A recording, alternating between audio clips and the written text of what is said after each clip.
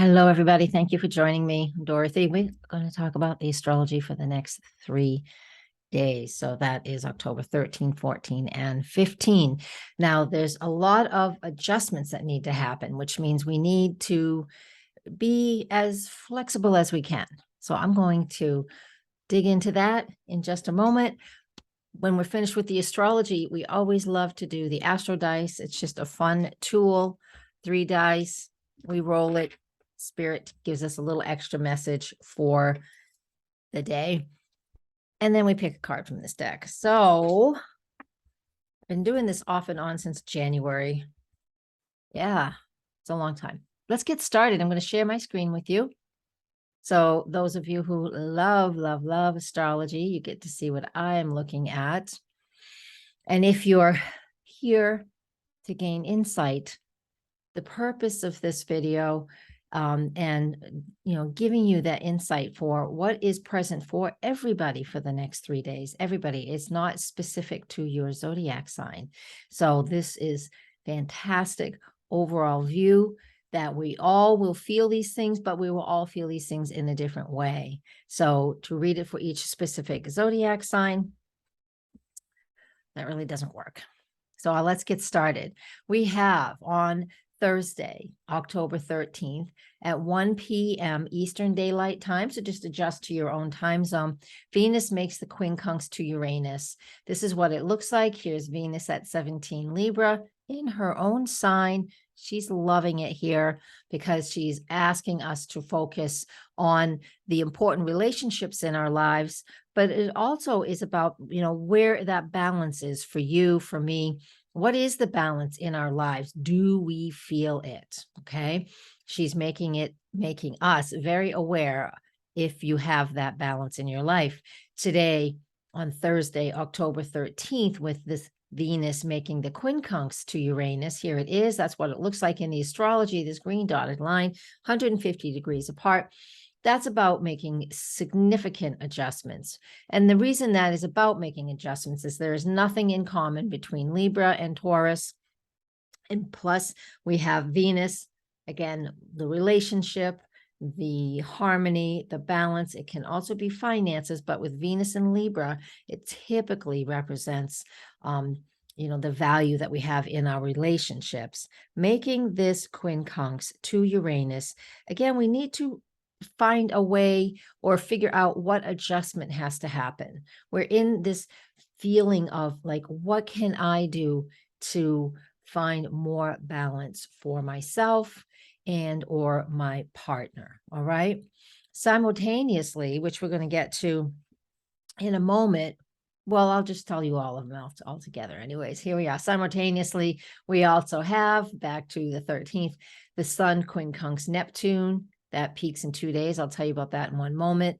And we also have Venus coming to make the trine aspect to Saturn.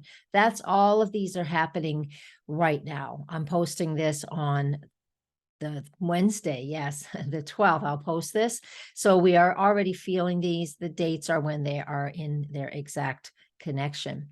Here's the next one, which will be Friday, October 14th. It's at 2 a.m. in the morning, Eastern Daylight Time. So you'll adjust for where you live, but that's Venus trine Saturn. Here it is. Let's find Venus. Where is she? There she is. I have my mouse right on it. Makes that trine aspect to Saturn. There is a grand trine in air in here. It's a little wide, but it is with Mars. The moon will come in and create that beautiful grand trine later in the day. Here, I'm going to unstraighten the chart. I had this chart straightened out, but I use the Placidus house system. So things are a little off if you're used to whole sign houses. But see here, we've got this great grand trine in air coming into play. So we're feeling this especially all day on Friday. This is lovely. This grand trine in air between Gemini, the moon, Mars in Gemini, that is, taking action, feeling that action, feeling the need to communicate well with others, or at least say what you feel, and making that trine aspect over here to the Sun and Venus in Libra, as well as over here to Saturn in Aquarius. This is the full gamut right here of a grand trine in air, and the energies of this is just wonderful for communicating well. If you have something to announce, something to share with others, a big thing, I'll be launching something at this point in time as well.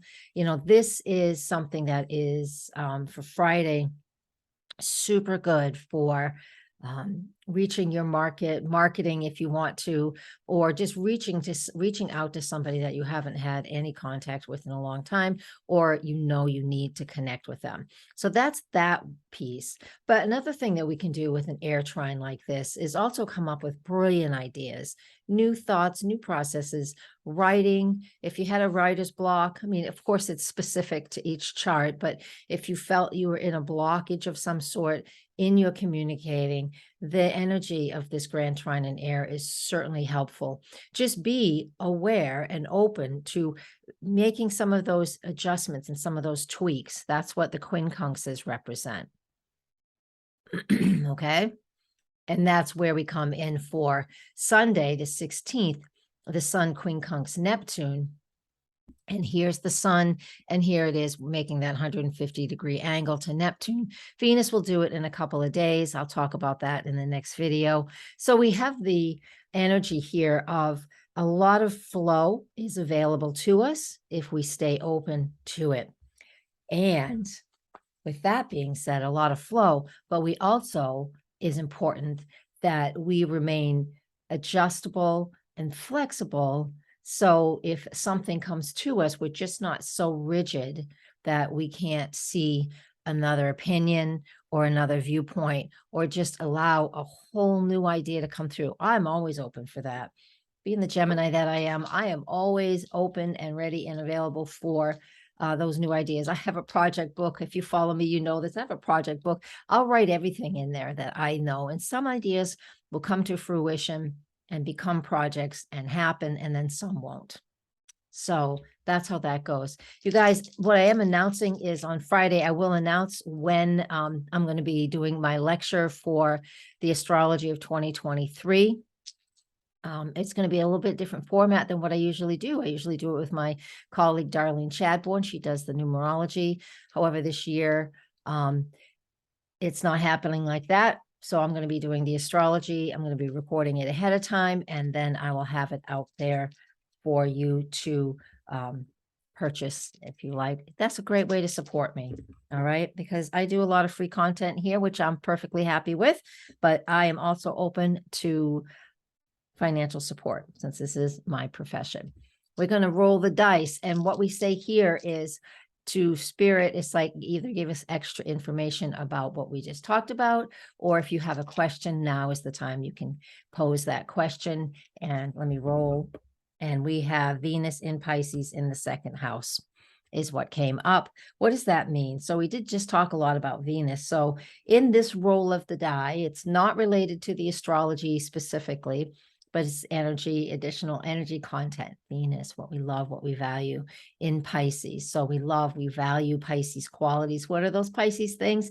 They are, meditating. They are spirituality. They're working with your dreams, bringing your dreams to fruition, if you will, because you value that. Just like I was just saying, writing down those thoughts, those ideas. But this is more, what am I emotionally connected to? Venus in Pisces. And the second house came up, and Venus rules the second house. So there's just more of the same, more meaning that what is it that I love? What is it that I value? Can I bring that into the material world? I love that card. It's beautiful. That's really beautiful as well for valuing the softer things in life.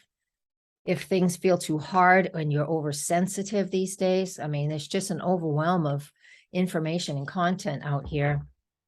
So give yourself, permission to unplug and, meditate and just veg out, whatever that looks like for you, whether it's getting into a book. Sometimes you have to be careful we don't take too many glasses of wine, whatever. Find your way to chill out. And that's what that represents, especially if things feel in overwhelm. Now the card, we're going to pick a card, and the ancestor card comes up. I love that. What's on the bottom? Spirit of fire. That came up 2 days ago. the ancestor card. So we are, yeah, it's like following your ancestors, trusting your ancestors. You can do ancestral work when this card comes up. I know Stephen Farmer is in New England I think he's coming up next weekend. He'll be at Circles of Wisdom. I'm there once a month as well. You can find me there, but you can just find me on the web too, DorothyMorganAstrologer.com. When the ancestors come up, it is a reminder. It's like because we're in that month too, where the veil is thin. So if it's interesting enough to you, go ahead and, do some meditations to ancestors or try and connect with them in the other realm, or, just, heal that energy. If there's something in your ancestral line that that needs healing, because we are in that month of October, which traditionally for a lot of people is about our ancestors who have come and gone. So take some time and do some extra work around your ancestral, your lineage or issues.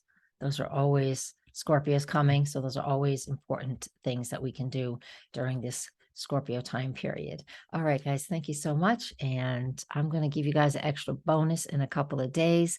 Please watch for that. Blessings, everybody. And let me find my way out of here. Namaste.